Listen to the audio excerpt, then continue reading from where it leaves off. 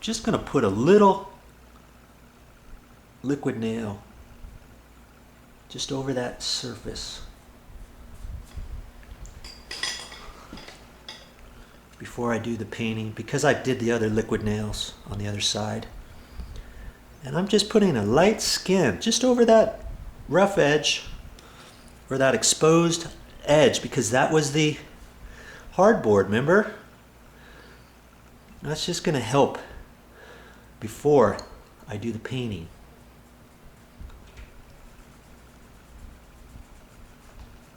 Got a little extra right there. I might have to clean that off.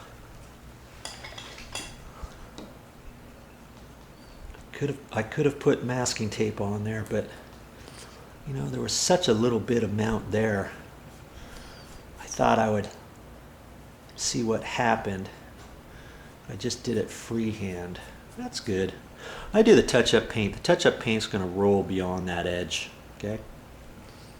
Beauty.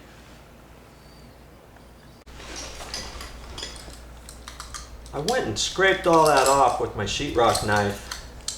You know, all the way around, on the sides too, and the end. And once I did that, since I had my little emery cloth, I just sanded that a little bit, because the sheetrock knife might put in any little slight gouges, hardly anything. But when you're using a putty knife, you know, for spackling or whatever, last thing you want is to hit an edge. You want this nice and tight edge, you know, with no little grooves in it or little gouges. And so since I had the emery cloth here, I just thought I'd clean this up a little bit. Okay? Oh, beauty. That's all ready for my next little project, whatever it is.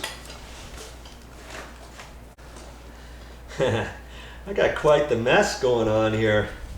And see, there's my little staging area for my liquid nails. Now I can just fold that together like that, and I can throw that away. Okay? Just, you know, something quick and easy to think about. Last thing you want is for this to get all over the place. You don't want anybody to step in that. If you don't have a garbage can, just make sure you do something to it so that it's not going to get all over. Now see, this is how I'm going to leave my caulking. You know, I spooged some of this out, and I just kind of formed a mound on here, and it's going to have a tendency to slide down. But just get your finger wet, and then you can kind of rearrange this. If you use a dry finger, it sticks all over on you.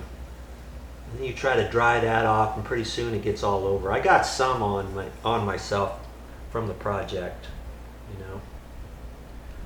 You do it right, you'll be ready for your next project.